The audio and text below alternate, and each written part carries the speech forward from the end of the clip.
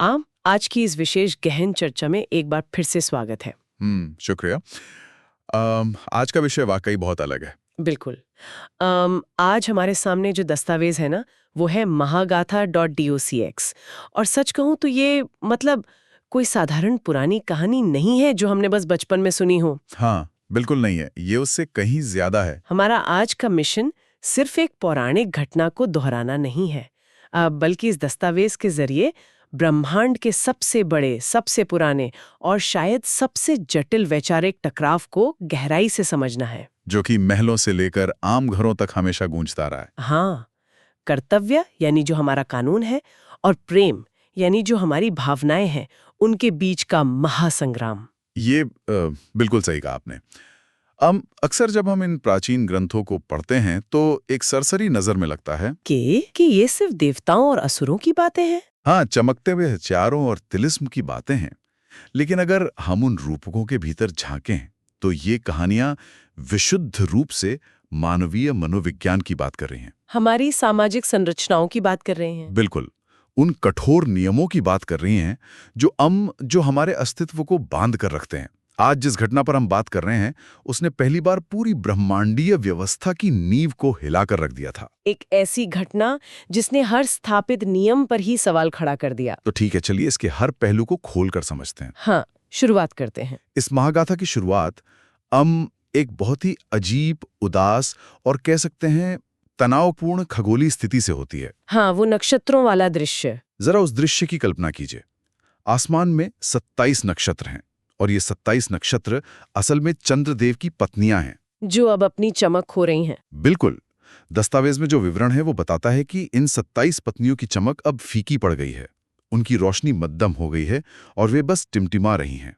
और इसका कारण बहुत ही मानवीय है। हाँ, क्योंकि कोई और है जिसने उनके पति का प्यार, उनका ध्यान और उनका पूरा वजूद ही अपनी ओर खींच लिया है। एक ऐसा आकर्षण जिसने उन 27 पत्नियों को पूरी तरह से हाशिए पर धकेल दिया है।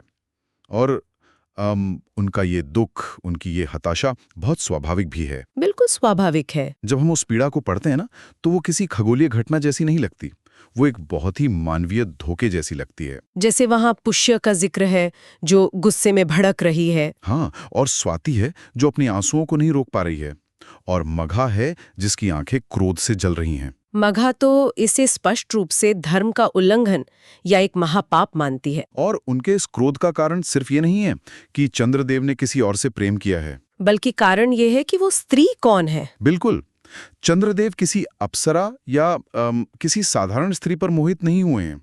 उन्होंने देवताओं के गुरु बृहस्पति की पत्नी तारा को अपने प्रेम में फांस लिया है। यही तो सबसे बड़ा विवाद है। और इस पूरे परिदृश्य में ना, सबसे गहरी और जटिल प्रतिक्रिया रोहिणी की है। रोहिणी का संदर्भ बहुत दिलचस्प है। हाँ, रोहिणी का जो संदर्भ आता है वो इस कहानी में ईर्ष्या और एकाधिकार के मनोविज्ञान को बहुत अच्छे से दर्शाता है। एक समय था जब चंद्रदेव सिर्फ रोहिणी से प्रेम करते थे। उनका सारा ध्यान सिर्फ उसी पर था। हाँ, सारा समय रोहिणी पर होता था और बाकी 26 पत्नियां उस एक तरफा प्रेम के लिए तरसती रहती थीं। वे हमेशा रोहिणी से ईर्ष्या करती थीं। यह एक बहुत ही शानदार विरोधाभास है। जो पत्नियां कल तक रोहिणी से जलती थीं, आज वे सब रोहिणी के पास जाकर उसे ताना मार रही हैं। वे उसे याद दिला रही हैं कि कैसे एक समय चंद्रदेव की आंखों में सिर्फ वही बसती थी। लेकिन अब उसका वो गुरूर भी टूट गया है। हाँ, और वे रोहिणी से कहती हैं कि अब चंद्रदेव को कोई और मिल गई है। उनका दिल भी उनके आकार की तरह ही लगातार घटता और बढ़ता है। वाह, ये कितनी सटीक और काव्यात्मक उपमा है ना? जैसे चंद्रमा आसमान में कभी एक सा नहीं रहता, कभी पूरा, कभी आधा और कभी बिल्कुल गायब। वैसे ही उसका प्रेम भी किसी एक के लिए स्थायी नहीं है, वो बदलता रहता है।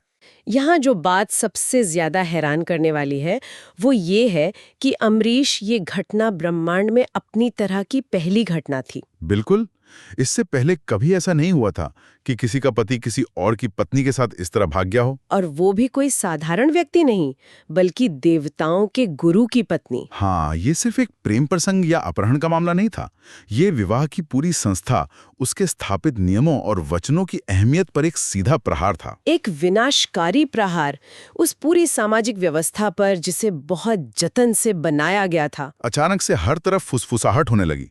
लोग विवाह के उन वचनों पर सवाल उठाने लगे जिन्हें पहले पत्थर की लकीर माना माना जाता था। वे पूछने लगे कि क्या इन वचनों का असल में कोई मोल है भी, या ये सिर्फ खोखले शब्द हैं? और ये वैचारिक संकट तब एक भयंकर रूप ले लेता है जब गुरु बृहस्पति क्रोध की आग में जलते हुए अपनी पत्नी तारा को वापस मांगते हैं।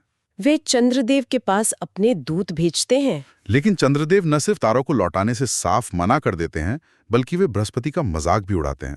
वे दूतों से कहते हैं कि गुरु बृहस्पति जैसे नीरस व्यक्ति तारा जैसी अद्भुत सुंदरता और ऊर्जा के लायक ही नहीं है। यहाँ आकर बात वाकई बहुत दिलचस्प हो जाती है, क्योंकि चंद्रदेव का तर्क सिर्फ ये नहीं था कि वो तारा से अंधाधुंध प्रेम करते हैं। उनका मुख्य तर्क ये था कि बृहस्पति एक पति से ज्यादा एक सन्यासी या एक अनुष्ठानिक मशीन की तरह व्यवहार करते हैं। और ये तर्क पूरे विमर्श की दिशा ही बदल देता है। बिल्कुल बदल देता है। चंद्रदेव बृहस्पति के दूतों से स्पष्ट कहते हैं कि गुरु को तारा की जरूरत एक जीवन साथी या प्रेमिका के रूप में नहीं है। उन्हें तारा केवल इसलिए चाहिए क्योंकि उनके यज्ञों और धार्मिक अनुष्ठानों को पूरा करने के लिए एक पत्नी का बगल में बैठना अनिवार्य है। रिश्ते से बाहर निकलने की तारा की अपनी मौन सहमति और इच्छा भी थी। दस्तावेज में ना चंद्रदेव के संवाद में एक बहुत ही बेहतरीन तुलना की गई है। वो कहते हैं कि जैसे संज्ञा ने सूर्यदेव को इसलिए छोड़ लिया था क्योंकि वे बहुत ज्यादा गर्म थे, उनका ताप बर्दाश्त के बाहर था। ठीक वैसे ही तारा ने अपने पति बृहस्पति को इसलिए छोड़ दिया क्योंकि वे बहुत ठंडे थे। उनका बिस्तर बहुत ठंडा था, वहां कोई ऊष्मा, कोई जज्बात नहीं थे। और चंद्रदेव खुलेआम दावा करते हैं कि उन्होंने उस बिस्तर को, उस रिश्ते को गर्म किया है, उसमें जान फूकी है। और अगर तारा को जबरदस्ती वापस भेजा जाता है तो बृहस्पति और तारा दोनों ही हमेशा के लिए दुखी रहेंगे। ये एक मरी हुई चीज में जान फूकने की जबरदस्ती होगी। अगर हम चंद्रदेव के इस तर्क का गहराई से विश्लेषण करें तो ये उस समय की और शायद आज की भी पूरी विवाह व्यवस्था के सामने एक बहुत बड़ा सवाल खड़ा कर देता है। एक बहुत ही असहज करने वाला सवाल, आखिर विवाह है क्या? क्या ये सिर्फ समाज के सामने किए जाने वाले अनुष्ठानों का एक प्रदर्शन है, जहां पत्नी की उपस्थिति केवल नियमों की चेकलिस्ट को पूरा करने के लिए जरूरी है, या ये दो लोगों के बीच का एक जीवंत भावनात्मक और शारीरिक जुड़ाव है? चंद्रदेव के नजरिए से तारा का लौटना एक ऐसी व्यवस्था को जिंदा रखने की क्रूर कोशिश है जिसमें इंसानियत मर चुकी है और सिर्फ नियम बचे हैं। लेकिन जरा सोचिए, क्या एक समाज बिना किसी ठोस नियम के चल सकता है? मैं यहाँ थोड़ी देर के लिए नियमों की वकालत करना चाहूंगी। बिल्कुल कीजिए। अगर हर कोई अपनी भावनाओं, अपने असंतोष या अपने प्रेम के आधार पर विवाह या किसी भी सामाजिक अनुबंध को मनमर्जी से तोड़ने लगे, तो क्या ये पूरी तरह से अराजकता नहीं होगी? देवराजेंद्र और बृहस्पति का डर भी तो अपनी जगह सही है। हाँ, एक गुरु जिसका काम पूरे ब्रह्मांड को अनुशासन सिखाना है, अगर उसी का घर भावनाओं के ज्वार में बह जाएगा तो ब्रह्मांड का संतुलन कैसे बचेगा? ये एक बहुत ही प्रासंगिक आपत्ति है, और ठीक यही वह बिंदु है जिसने पूरे ब्रह्मांड को दो फाड़ कर दिया। दोनों पक्षों के अपने अपने ठोस तर्क थे।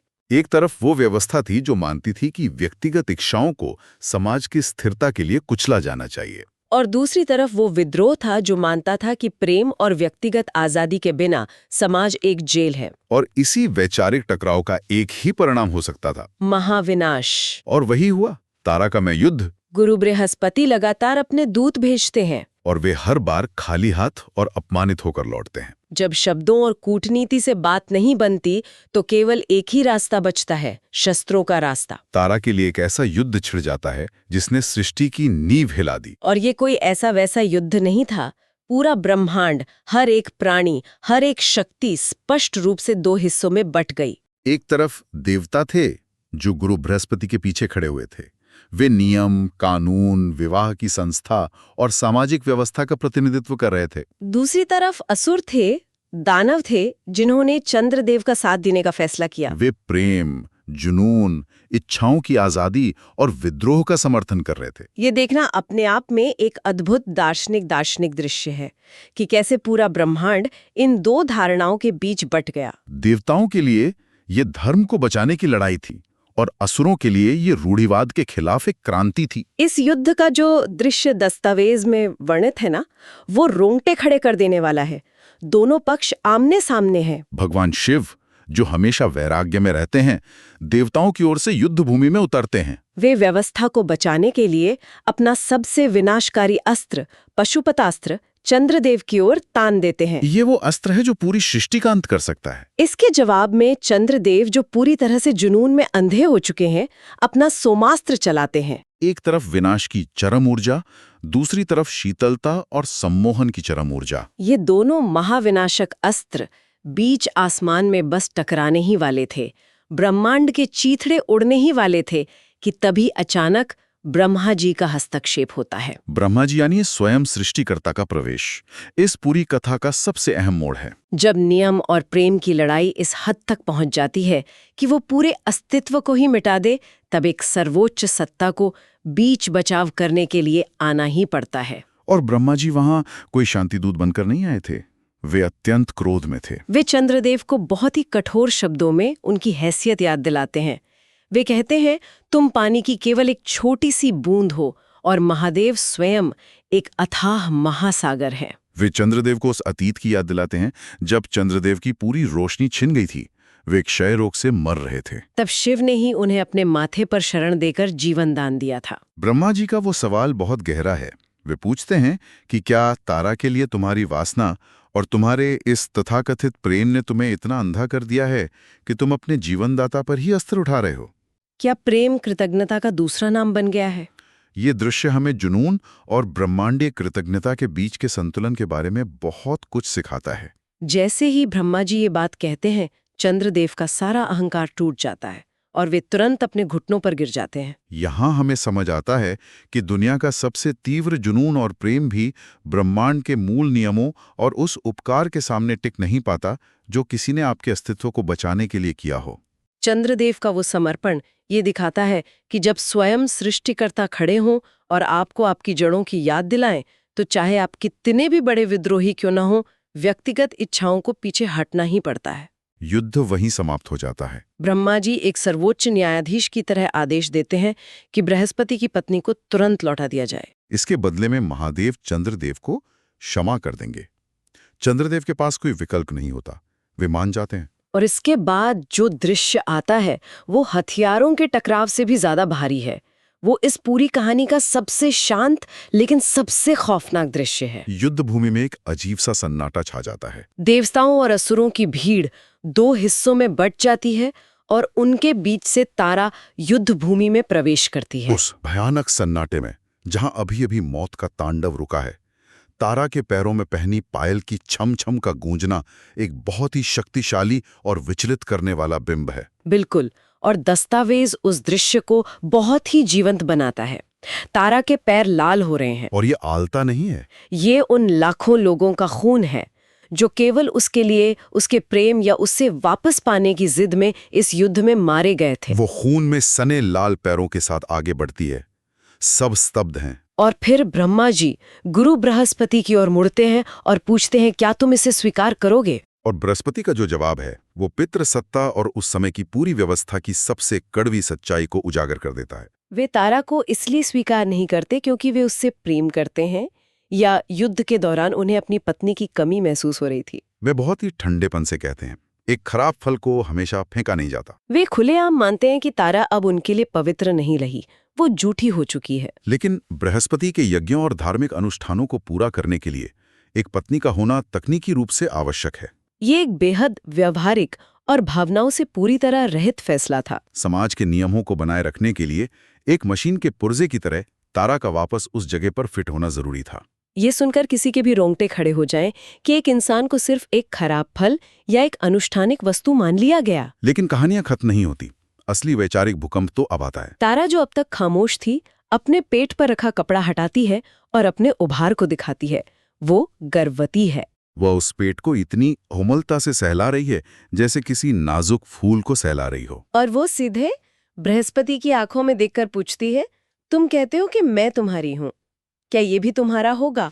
ये एक पल पूरी कहानी का गुरुत्वाकर्षण ही बदल देता है। अब तक बात केवल तारा की हो रही थी कि वो किसकी पत्नी है, किसके साथ रहना चाहती है। लेकिन अब एक बिल्कुल नए जीवन का सवाल सामने आ गया है। एक ऐसा जीवन जिसका इस पूरी राजनीति और युद्ध से कोई लेना देना नहीं है। वहां मौजूद सभी देवता और असुर हैरान रह जाते हैं।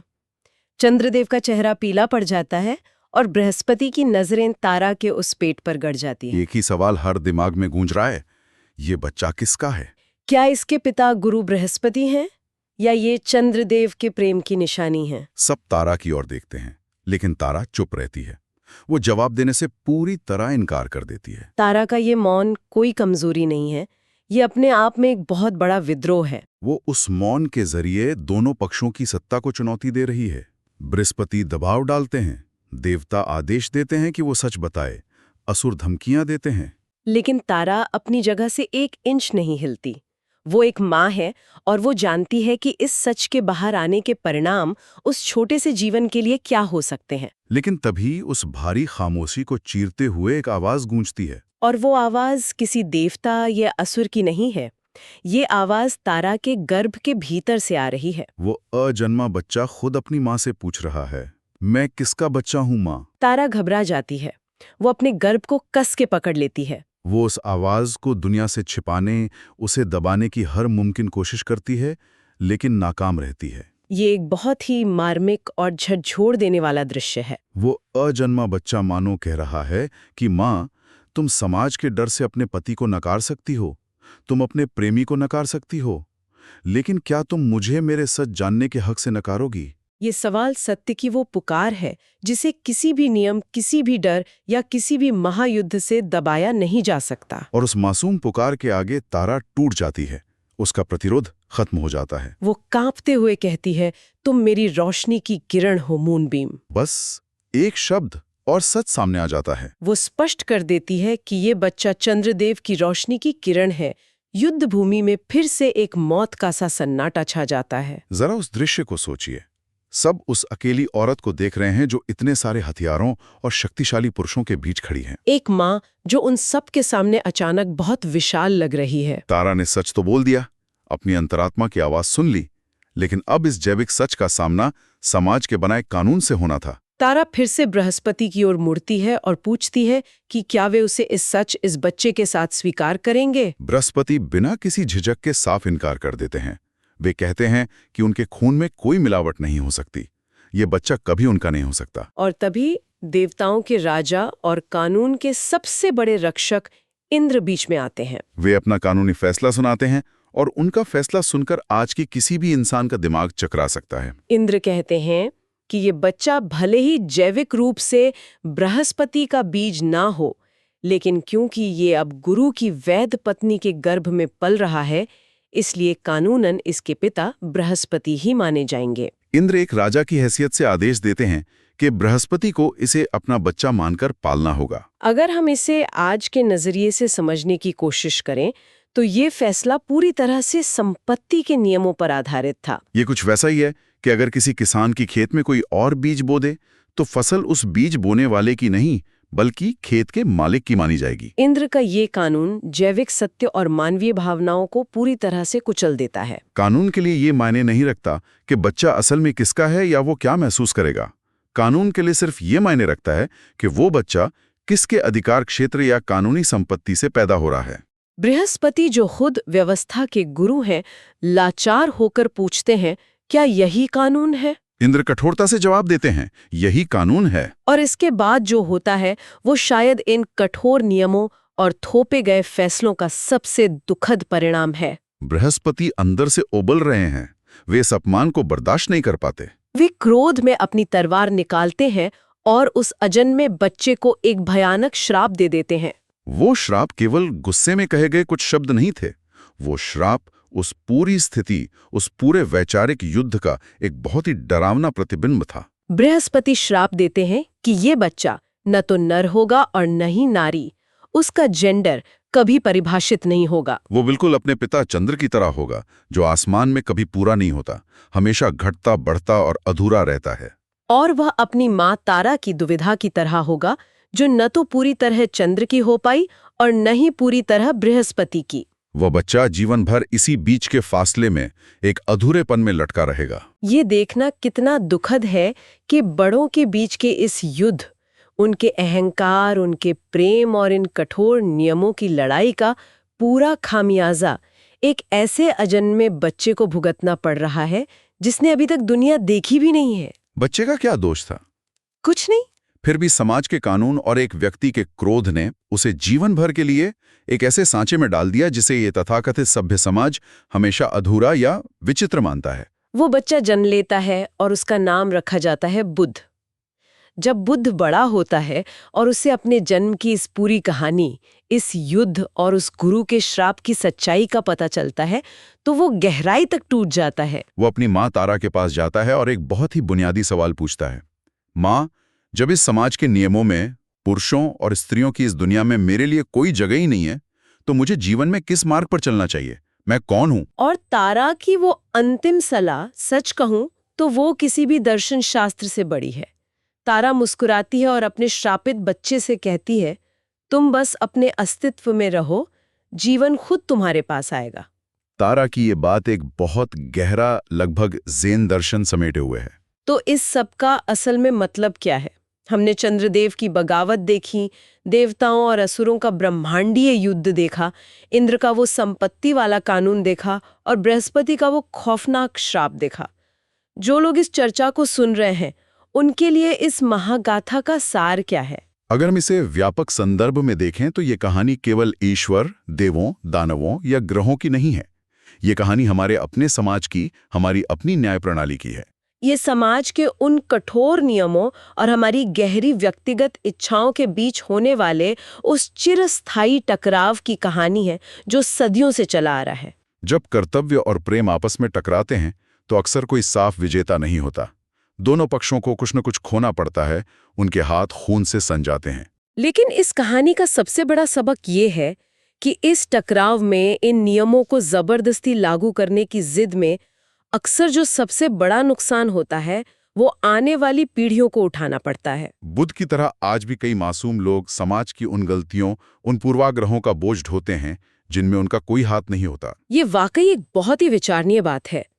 इंद्र ने समाज का नियम बनाए रखने के लिए, ये दिखाने के लिए कि विवाह की संस्था सबसे ऊपर है, बृहस्पति को उस बच्चे का पिता बनने पर मजबूर किया। लेकिन क्या उस नियम ने असल में किसी भी समस्या को सुलझाया?